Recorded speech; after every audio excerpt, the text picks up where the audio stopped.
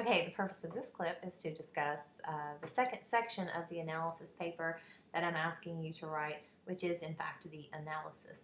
And this is the first section of the paper. It follows the summary that allows you to express your own opinion of the text. So that's your take or your interpretation of the text that you've read.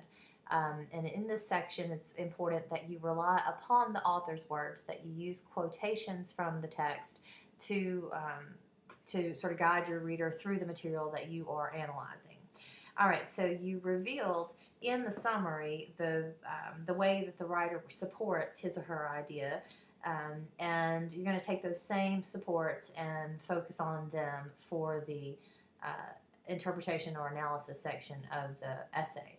So you will move from the summary to the analysis with a statement of your take on that author's main idea. Postman is on target with his 5 things we need to know, but he's a little bit extreme in his thinking.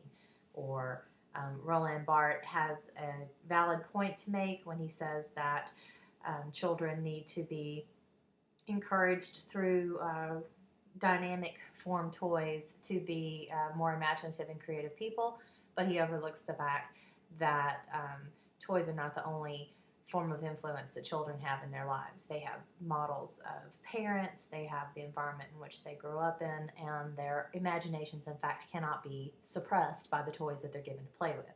So whatever your take is on the text, you relate that as the first sentence, basically, of your analysis.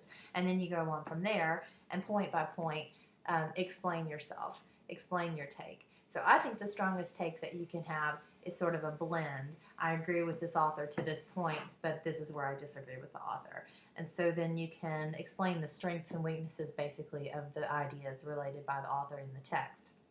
As you do this, you want to find at least 3 strong quotations from the text to relate. And when you relate them, use attribution. Krishnamurti writes, Postman states, Barthes asserts, and then use quotation marks to set off the exact words of the author and follow that with your interpretation.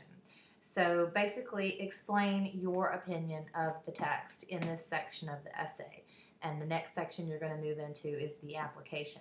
I want to remind you in this section, as with the previous one and also with the next one, you do not use first person in this paper. You're writing in third person point of view, and you can relate your ideas without using I, and that's what we do in academic writing.